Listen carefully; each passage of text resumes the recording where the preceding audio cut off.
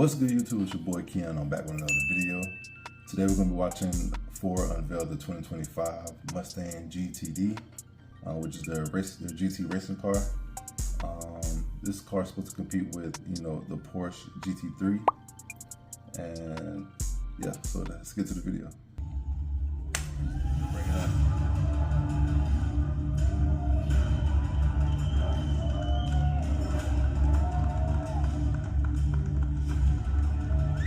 That is like a concept car. That is crazy. Look at the concave with the wheels.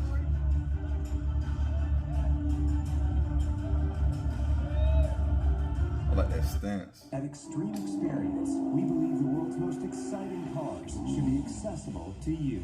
All right. That's why we... Look at that wing. Those vents. I gotta be honest, I can't wipe the smile off my face every time I see this car. It's a supercar wrapped in a beautiful carbon fiber Mustang body. It's a Trojan horse. European prestige. That wing is crazy. What I'm most excited about to share with you tonight is the technology pedigree of this vehicle. That's what's important, the technology in the vehicle, not what it looks like. So let's leave it there, because I want to turn it over to a couple of gentlemen who know a thing or two about racing. Wide body. Got wide. Harry Tinknell and Joey Ham. How wide it is. Harry and Joey were a big part of our win at Le Mans with the Ford Huge GT. fence. And now they are the leading development drivers for the Mustang GT they had race crazy car. cool. So they know Look at the exactly angle. about this technology that we've homologated for the street. We're so honored and pleased that they could join us today and give you it's a race car for into real. the opportunity for you to buy this car. Harry and Joey.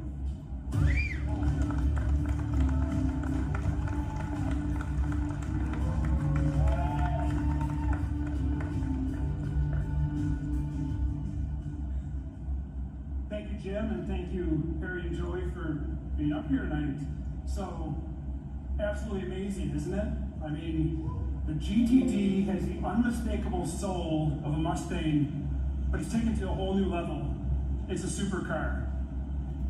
Everything you see here, when you look at the GTD, is intentional. It's done with purpose and function.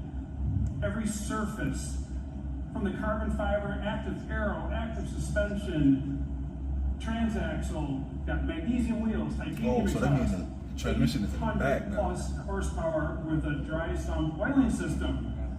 No stone was left unturned. I don't know if I like the Ford exhaust. has pulled all this racing technology that you guys. I don't know if I like the exhaust.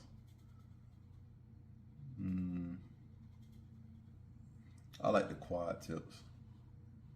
I don't know if I like that. But that wing is stupid though. And that wide body.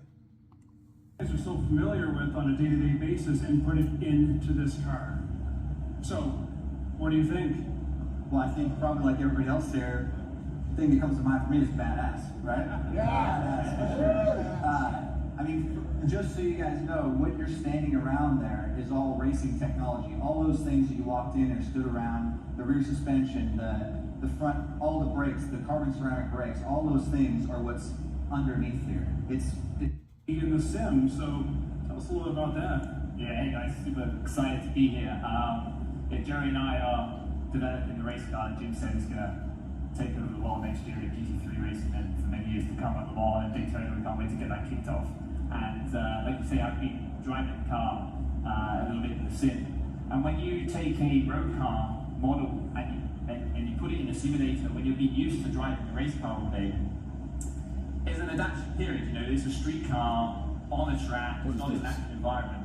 And when we loaded it up and I took it out there, I mean, I was shocked, honestly, at how close it is to the race car. I mean, it has tech on this car that's, I mean, it's so cool that it's banned from racing. We can't even So pretty much they just took components up from a race car and made it a road car. Distribution means that cornering ability is incredible. It's stable on the brakes. 800+ horsepower, but it's like a so smooth transformer for real. to the tires.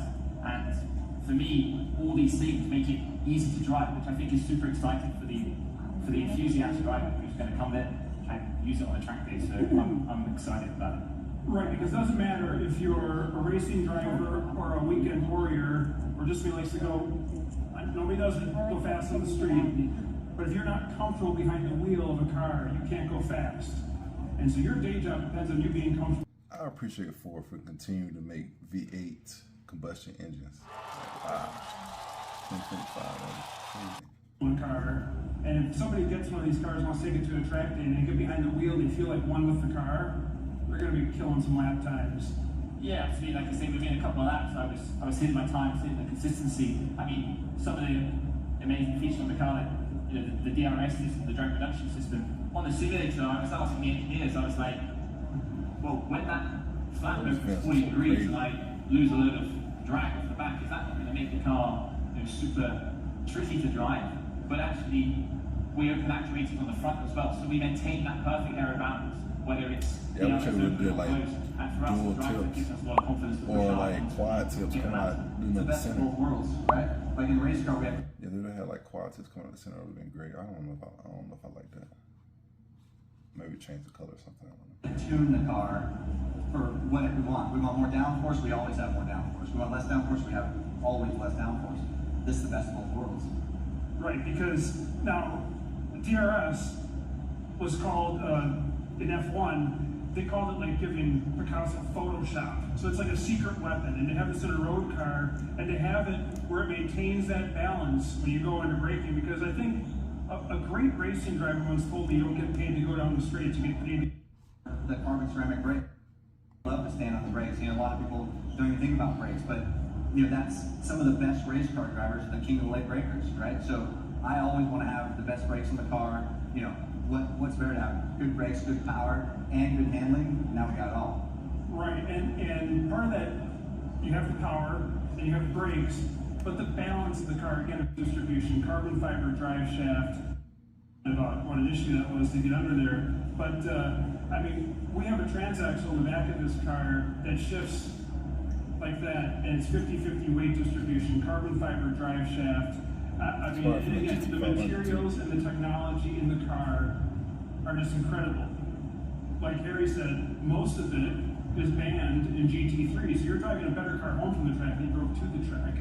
Well, I've already been talking about it, and like I can only imagine myself driving up to Laguna Seca, because I live close, getting in the race car, winning the race, I would hope, in my mind, and then driving away in this thing and driving back home. And Have at their fingertips.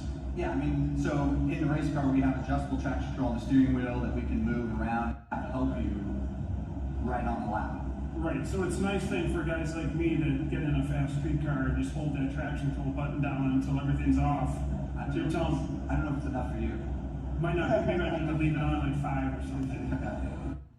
The 40 and adaptive dampers, Yeah, everything is I have adjustable. experience with those as well, so tell us about that. We both have. So this car has an ASV damper on it. It's multimatic patented technology. It stands for adaptive spool valve. We've both driven that on the 4GT Mark IV, which can I say is I don't know if they're gonna show me some of the hood. And well, basically the ASV, it's adapting the damping settings as you're driving around. It's got a microchip in there, you can see it on the display in the back there, and it's taking in all different parameters, speed, steering angle, braking, road surface, and it's basically spitting out a number and giving the optimal damper settings for that particular car brake. We both drove it at Sebring, one of the most notoriously bumpy and difficult tracks in the world. And when we're going through turn 1 with that setting off, the car's jumping up and down, it's difficult to drive, and ultimately we have to drive slower to navigate the corner. When we turn that setting on, it's like someone's gone out there, that pavement has not been touched. Right. $7 million ultra low limited edition track day car, and I'm so excited this car here is going to be the first street legal one to happen. And again, not to belabor the point, but this is true supercar race technology. Like Jim said, it's the reverse. Not taking a street car to track and taking a race car to the street. It's tough. It's just so cool. So thank you, Perry and Joey, for being here and sharing your technical expertise with the program Yeah, I like and all the, you do behind I like the the scenes. wide And body. more importantly, We That do need wing. to go to the I track love next year and kick some ass because there's a little room for Just another look trophy aggressive. case It in looks Deer like- Park. We're it expecting you looks guys out to of a fill video it. game. So We like get 'em. trophies, man. We'll do that. We like See you in Daytona.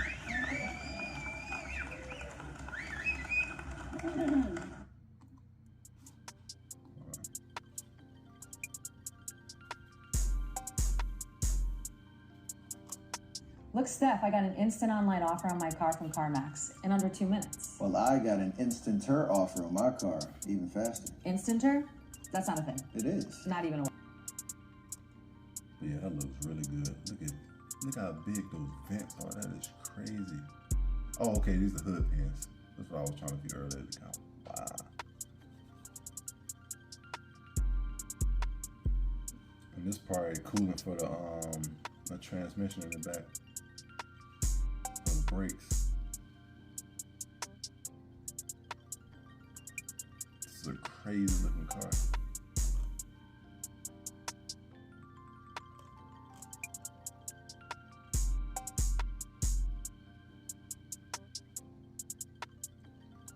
So it's getting a 5.2 supercharged V8 with an 8-speed dual clutch transmission.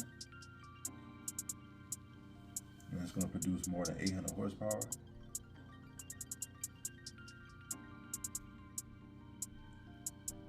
Wow, that suspension setup is crazy in the back.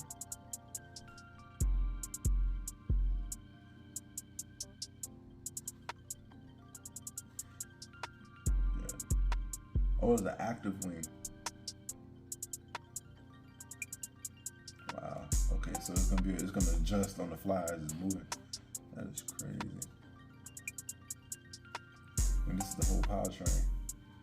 And in the front, transmission in the back, and that's what gives it that 50-50 weight distribution. Wow. That's crazy. Go around an Nürburgring in less than 7 minutes. Yeah, this looks like the GT500 power plant. So, wow.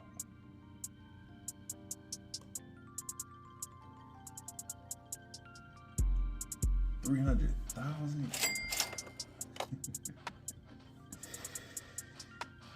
Whoa,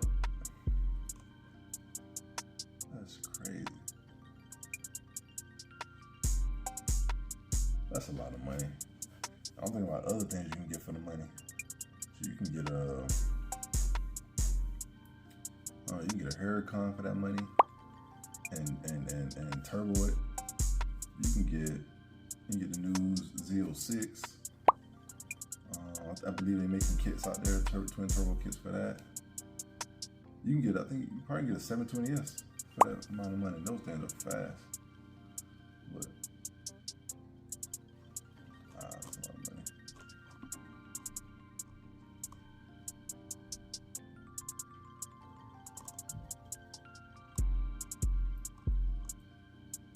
Good looking car though. Carbon fiber body.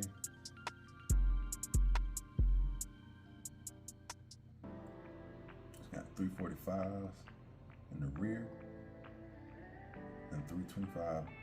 Yeah.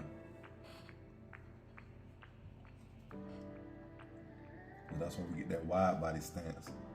On the car, they had to accommodate these large wheels. That's crazy. But yeah, this is the new 2025 Mustang GTD. Y'all definitely comment down below and tell me what y'all think. Especially that price point.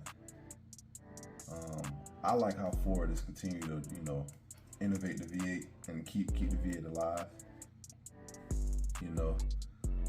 It's not something I would get. I think I'll just take the GT500 and I will tune it and make it 1,000 horsepower over this. But that wing is crazy. But yeah, this has been another video. I appreciate you guys for watching, and I'll see you in the next one. Peace.